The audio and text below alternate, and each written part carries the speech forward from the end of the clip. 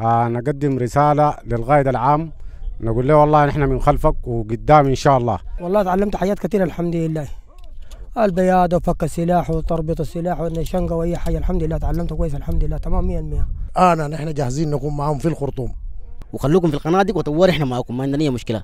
تحس بهم بجد بأنه ناس جايين مندفعين لحماية الأرض والعرض والوطن يعني. وابقوا 10 على الوطن وإن شاء الله نحن وراكم، جيش واحد شعب واحد. ربنا ييسر لنا ويقدر لنا إنه نوصلهم هناك إن شاء الله ونكون قدامهم في الصفوف بإذن الله تعالى.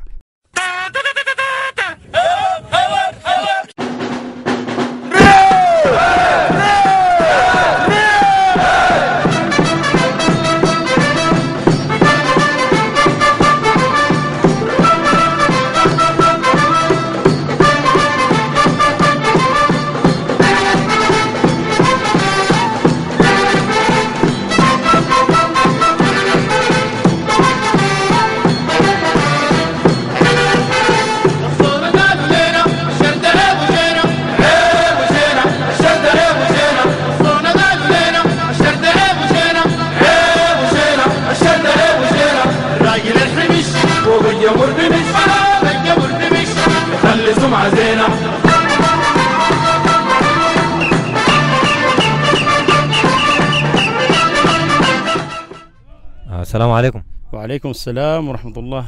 نتعرف بك؟ بخاري عبد الله محمد أحمد. بخاري، أنت جيت معسكر المستنفرين لشنو؟ طبعا استجابة لنداء السيد القائد العام للقوات المسلحة باستنفار كل القادرين على حمل السلاح لتأمين المواطن والمنشآت، وبرضو درءا لشنو؟ للاعتداءات اللي تمت على الأسر والأهالي والعزل اللي هو في شنو؟ في عاصمة البلاد الخرطوم، أقال الله عسرتها وأبعد شيطان الحرب منها. تمام. طيب استفدت شنو من المعسكر؟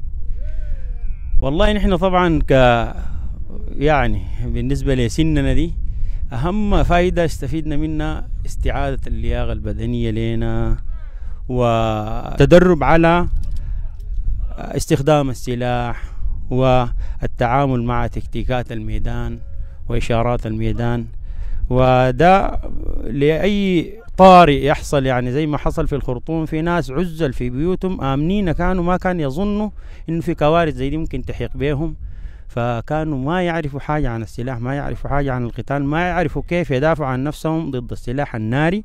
فنحن الآن مهيئين للتعامل مع أي اعتداء أيا كان شنو التسليح اللي بيواجهنا فيه. طيب رسالتك شنو لإخوتنا في القوات المسلحة اللي هم الآن في أرض المعركة؟ ربنا إن شاء الله ينصرهم، ونقول لهم قدام ونحن بنشد من أزركم ونحن قدامكم، مش كمان شنو بجانبكم، نحن إن شاء الله قدامكم. زين العابدين سيد أحمد، خزانة على عطبرة وستيت. زين العابدين، جيت معسكر الاستنفار لشنو؟ والله نحن جينا دعما للقوات المسلحة في الدفاع في معركة الكرامة. تمام. طيب تعلمت شنو من المعسكر؟ والله تعلمنا، أخذنا جرعات معنوية في البيادة، وأخذنا جرعات معنوية في السلاح، طبعا كيف نضرب السلاح وكيف ندافع وكيف ناخذ جرعات عامة عن التكتيك الحربي، عن كيفية التعامل في المعركة وحاجات زي دي. تمام. طيب رسالتك شنو لأخواننا في القوات المسلحة اللي هم الآن موجودين في ميدان المعركة؟ والله أنا رسالتي للقوات المسلحة بقول لهم إن شاء الله ابقوا الصمود ونحن بندعمكم من وراكم، وابقوا 10 على الوطن وإن شاء الله نحن وراكم، جيش واحد شعب واحد. الله أكبر.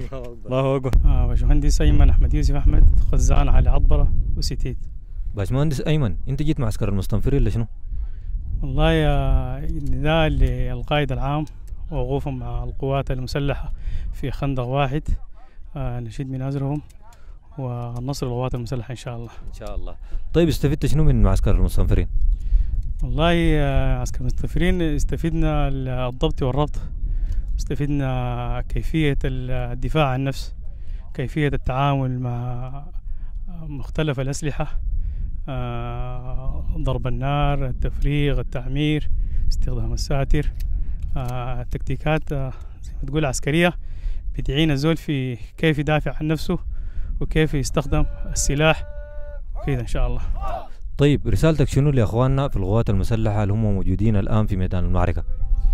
أنا أقول لهم شعار القوات المسلحة الله الوطن، ونحن خلف القوات المسلحة قلبا وقالبا، والنصر إن شاء الله القوات المسلحة، وما النصر إلا من عند الله، ونحن نقف معاهم بكل قوة وثبات ومنصورين إن شاء الله. محمد حامد، جيت معسكر الاستنفار لشنو؟ والله يا أخي لحماية العرض والشرف. تمام. طيب اتعلمت شنو من المعسكر؟ اتعلمت استخدام السلاح، فك وتركيب، كيف ادافع بالسلاح مع نفسي او ادافع بالسلاح مع اخواني. تمام. طيب رسالتك شنو لاخواننا في القوات المسلحه اللي هم الان في الصفوف الاماميه وفي ميدان المعركه؟ والله رسالتنا اول حاجه نقول لهم يا اخي الحاجه اللي عملتوها دي الشعب السوداني كله حافظها لكم في قلبه وفي دمه وفي روحه. الحاجه الثانيه هن في ارض المعركه نحن ان شاء الله وراون ولاحقنا ان شاء الله. والله نسبة للقائد العام وانه بعد الجهاد بقى فرض عين بالنسبة لكل سوداني انه لازم يحمي وطنه وارضه ان شاء الله. طيب اتعلمت شنو من المعسكر؟ والله فك وتركيب السلاح، بعض العلوم العسكرية، ونتمنى انها تستفيد، الناس يستفيدوا منها ونقدر نقدم حاجة لقدام ان شاء الله. طيب رسالتك شنو لاخواننا في القوات المسلحة الان موجودين في ميدان القتال؟ نقول لهم ان شاء الله ربنا ينصركم وربنا يوفقكم ويشيد من ازركم ونحن من خلفكم ان شاء الله، وجاهزين ان شاء الله، هرموا قدام ورا مامن. الله اكبر. ابراهيم، جيت معسكر المستنفرين لشنو؟ مؤازرا للجيش الشعب السوداني العظيم ومعاهم قدام. تمام. طيب استفدت شنو من المعسكر؟ تعليم السلاح وتعليم الطاقه وتعليم الصبر. طيب رسالتك شنو لاخوتنا في القوات المسلحه اللي هم الان موجودين في ميدان المعركه؟ احنا معهم غلبا وغالبا، والان نحن جاهزين نكون معهم في الخرطوم.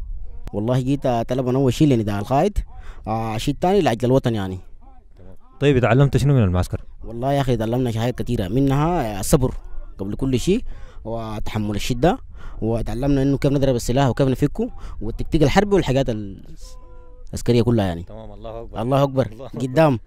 قدام. يديك العافيه. طيب رسالتك شنو لاخوتنا في القوات المسلحه اللي هم هسه حاليا في ارض المعركه؟ والله رسالتي لي منه اقول لهم يا اخي ابقوا الصمود، وانتم قدام واحنا وراكم، وخلوكم في القنادق وطور احنا معاكم، ما عندنا اي مشكله، غالبا وغلبا يعني. بكره معاهم ان شاء الله. بكره ان شاء الله وحسي معاهم. الله اكبر. الله اكبر. العقيد الركن حسن النور، حاج الامين عبد الله، قائد قطاع السد الفرعي. طيب سعاده العقيد، معسكركم ده بدا متى؟ المعسكر بدا الان له